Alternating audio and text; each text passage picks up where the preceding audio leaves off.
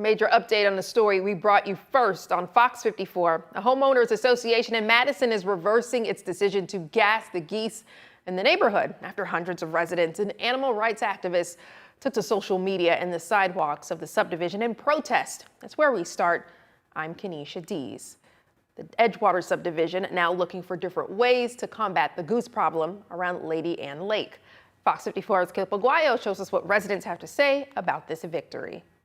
After hundreds of emails, phone calls, verbal communication, and even protests, the Edgewater Homeowners Association is going against its previous decision to euthanize the geese along Lady Ann Lake. That means the HOA board won't be working with USDA wildlife professionals to help cull the flock, but it's going to take some work for everyone to manage the geese more effectively. The HOA board says many of the humane alternatives to killing the geese involve ongoing volunteer efforts in common areas like watching the geese and cleaning up after them. Since dozens of people protested along the lake bank on Saturday, the board says they've seen an increase in residents stepping up to help out. That's why the HOA board formed a subcommittee for wildlife and environmental impact made up of nearby residents who will work together to find solutions, research them, talk them over, and present them to the board for approval. When they come south, we get the larger flocks. So I think you got to start there, but it's probably relying on volunteers unless it's sort of a minor problem that you can get a couple people out there. We probably are going to have to find a longer term solution. Volunteers can be a tough long-term solution to manage. The real key is to try and find as many creative solutions as you can. Maybe some of the cost is doing some additional cleanup and having some folks there and asking the community if that's something we'd be willing to pay for.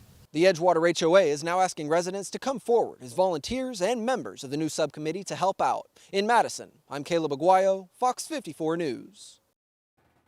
The Edgewater HOA says they'll be working with the new subcommittee for a full year, discussing and researching potential solutions to the goose problem before bringing them to the board for consideration.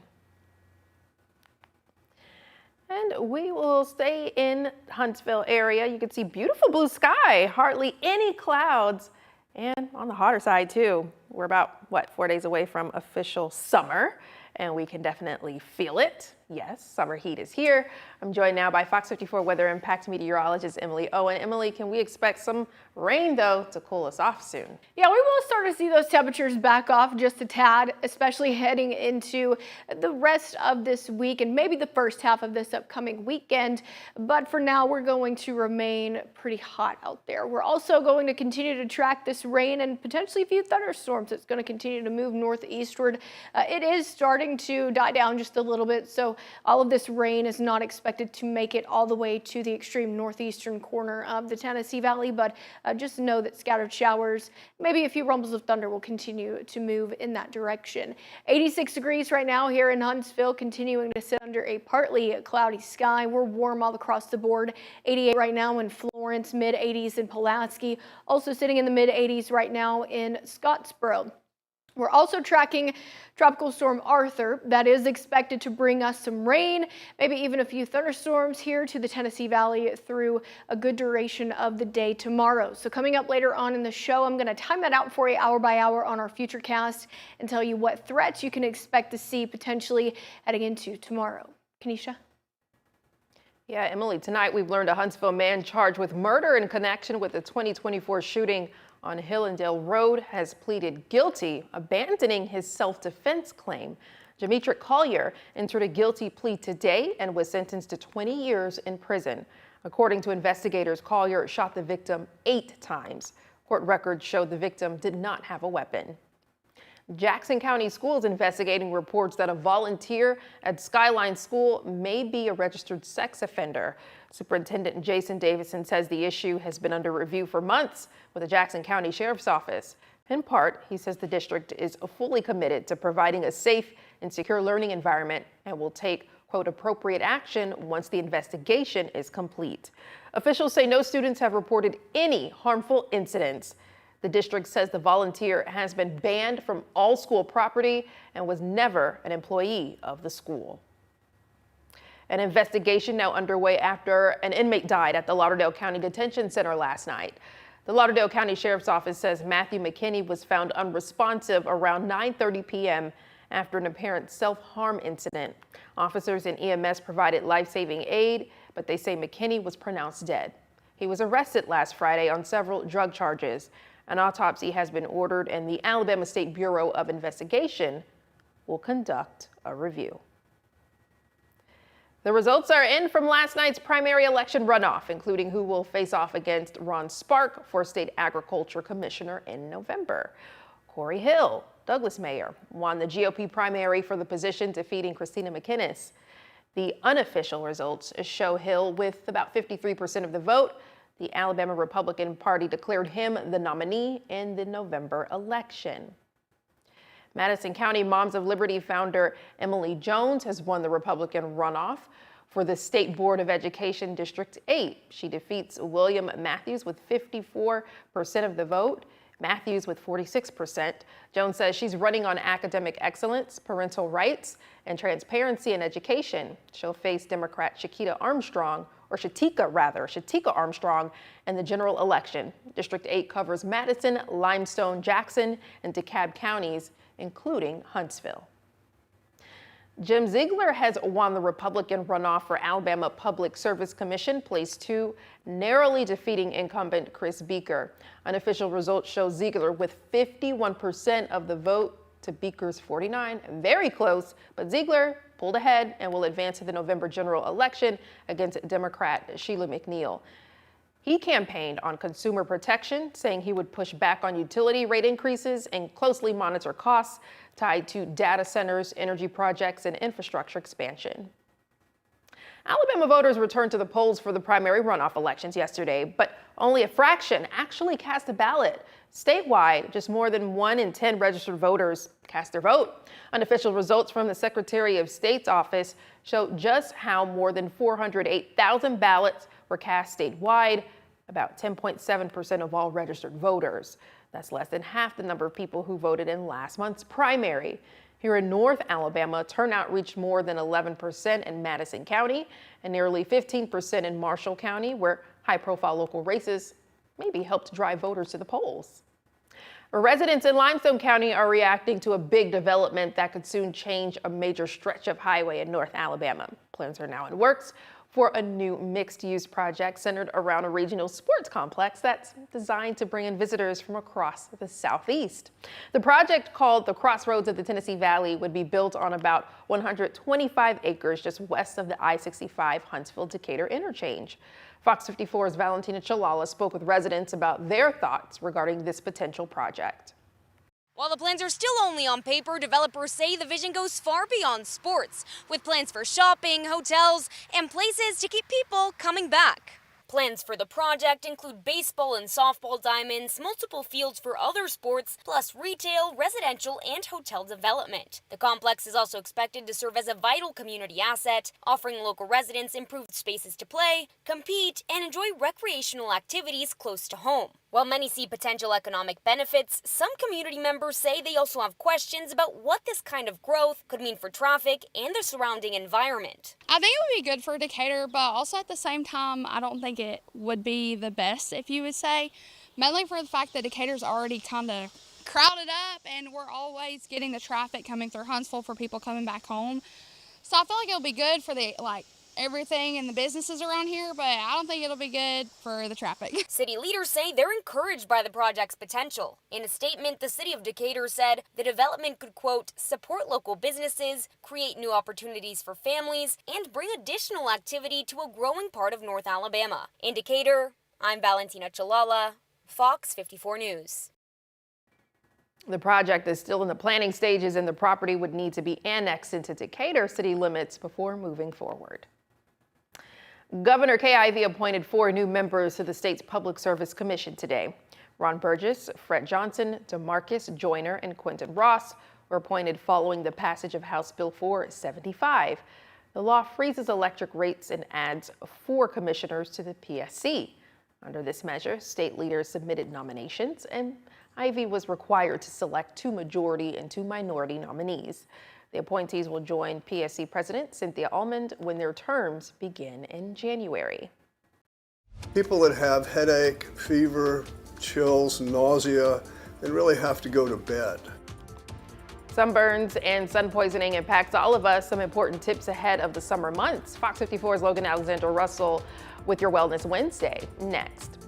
Locomotive commotion this morning in Huntsville. Crews prepare for real-world emergencies like train derailment. We have a look and a listen.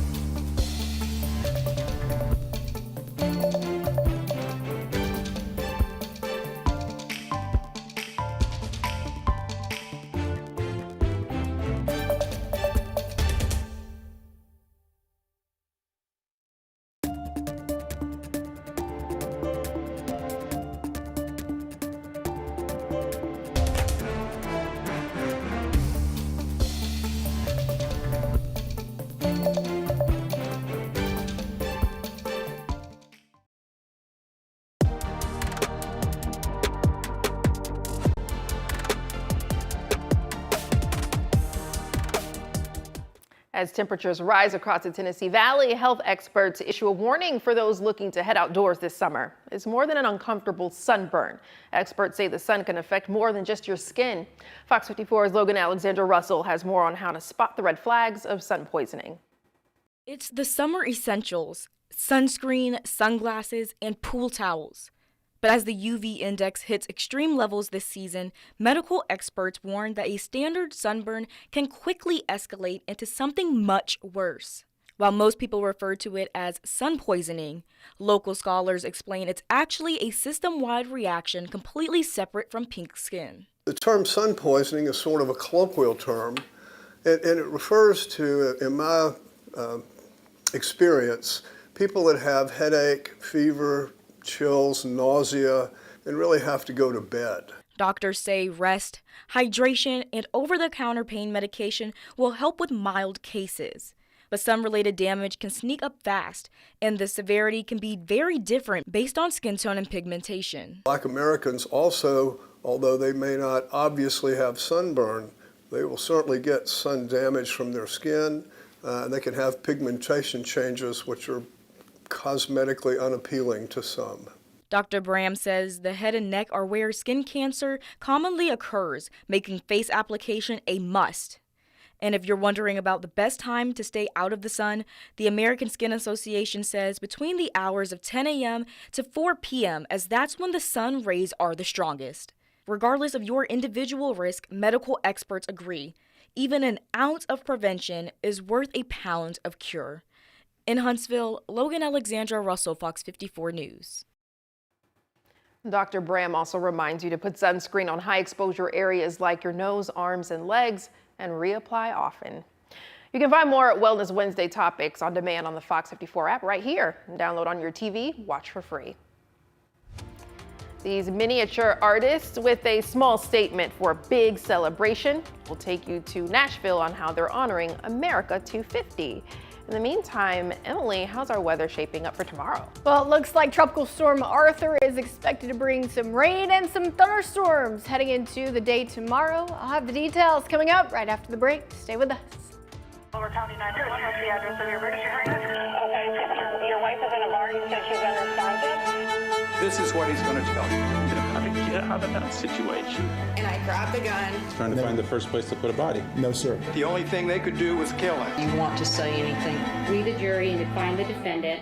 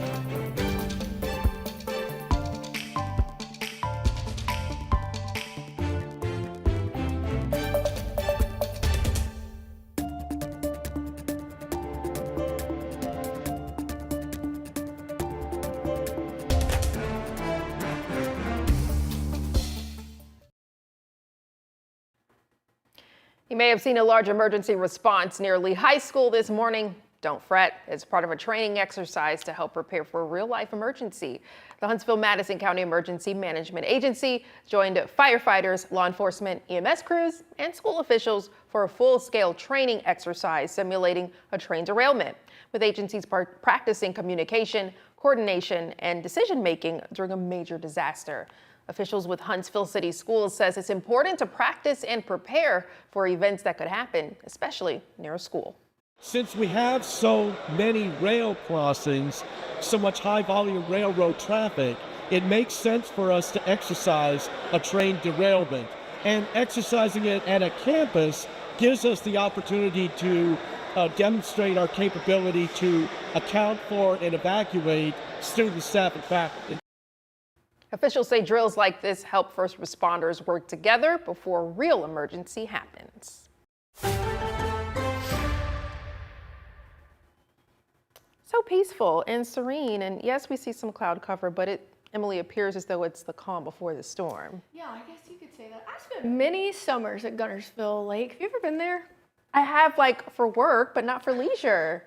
I'm a fisher, believe it or not. Do I look like a fisherman? No, but I do love to fish, and Guntersville is like one of the top spots to do so. But you definitely need to check it out just for like fun. I feel like you would love it. Yeah, I pass by it sometimes, and it's just so beautiful. Yeah, it really is. All right, well, let's go ahead and talk about the rain that we're expecting to see here within the next couple of minutes. In some places across the Tennessee Valley, seeing a little bit of rainfall moving through on the western side.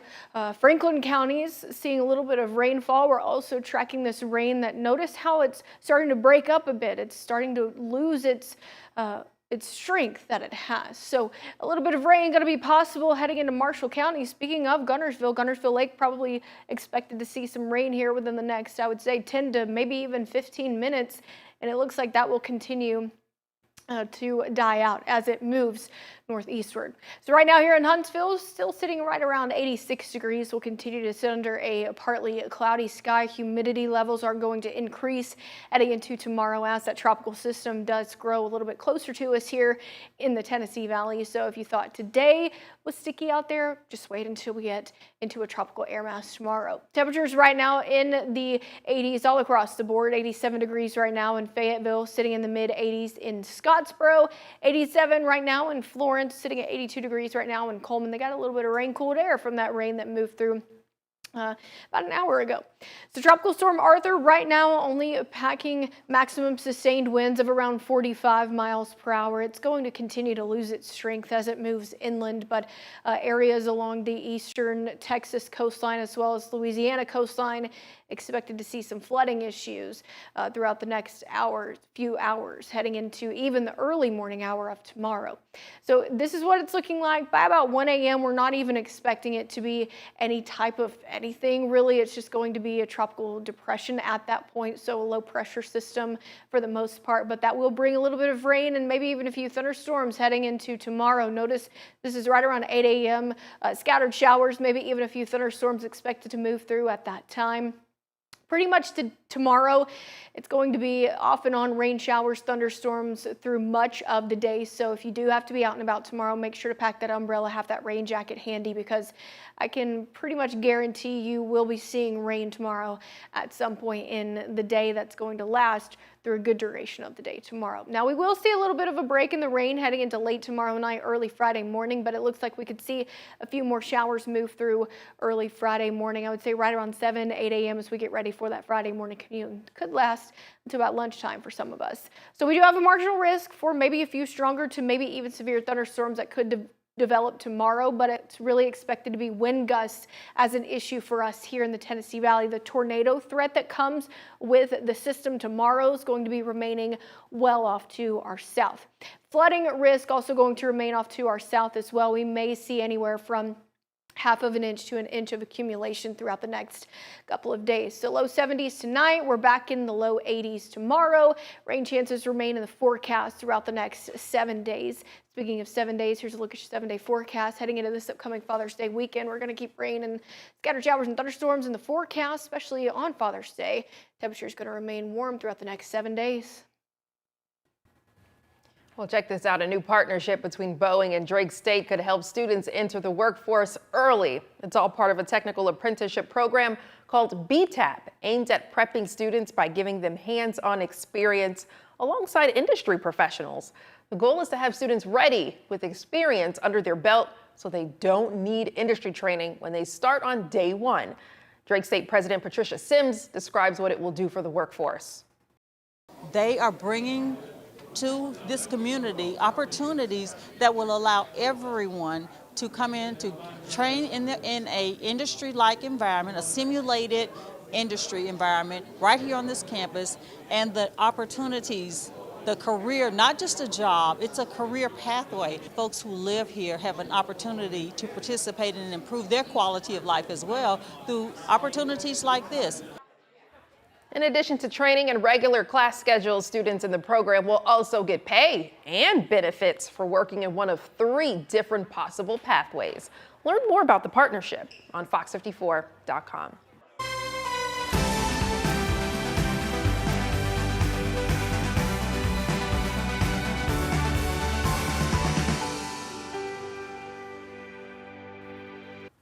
As America prepares to mark its big 250th birthday, a group of miniature artists in Nashville is celebrating the upcoming 4th of July in a teeny tiny way. Members of the Music City Minis Club are creating miniature 4th of July displays featuring tiny fireworks, decorations, and other holiday details. The groups meet at the Miniature Cottage in Nashville, where members gather to share their work and make seasonal holiday minis like conversation hearts. Founded ourselves at the first of the year, gathered some of our friends that we knew had been visiting the Miniature Cottage. It's really nice to see people coming together in something that really kind of was a lost art for a while. They really are so teeny tiny, and you want to learn more information about the shop? Well, go online to miniaturecottage.com. Mo, what's new with sports? OTA is continuing for teams like the Atlanta Falcons as they prep for the 2026 season. We'll talk to Tua Tagovailoa about his brand new teammates. Next is sports. Fox 54 Plus has your news, sports, and weather. Start your evening with Fox 54 at 5:30, delivering the latest headlines and live reports straight from the scene. Then stay informed with Fox 54 News at 9, featuring your Tennessee Valley certified most accurate weather impact team, tracking everything from tornado threats to traffic delays during severe weather. Fox 54 Sports Extra brings you more of what sports fans crave, with deeper insights, expert analysis, and all the action that matters most. On Fox 54 Plus, you'll also find Alabama politics, plus 24/7 weather radar and real-time forecasts to keep you ahead of the storm. Looking for a quick recap? Don't miss Fox 54 Week in Review, highlighting the biggest stories of the week. Jumpstart your morning with Morning Rush, fast-paced news updates featured with uplifting stories from across the globe. Get your entertainment fix with Getting Real, where we break down movie reviews, top 10 lists, and spotlight the newest film. Die Hard fan? Locked On Sports dives deep into the Crimson Tide, the Tigers, college rivalries, and pro action. True crime more your style? Killer Cases brings you gripping real-life stories that stick with you. Hungry for more? Cooking with Style serves up mouth-watering recipes that are easy to make and impossible to resist. From movie previews before you head to the theater with Take a Look to must-know headlines from across the region and around the world with In the News. Watch all of these shows on demand and also on the Fox 54 News app. Available on Android and iOS devices. Streaming 24/7.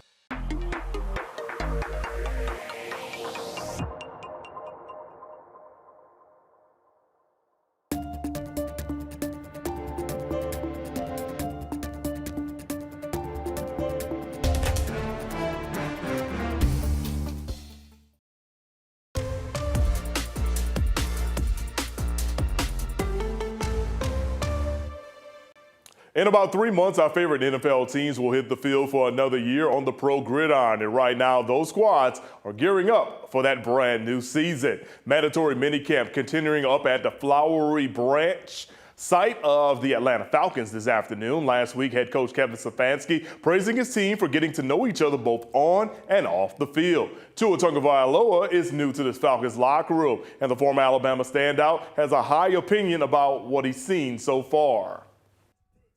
I think it's been really good to be able to build relationships with guys, not just within the quarterback room, but guys in other rooms, and then be able to sort of cross the line onto the defensive side and getting to know those guys a little bit better, and guys that I've played against over my years with Miami, pick their brains a little bit.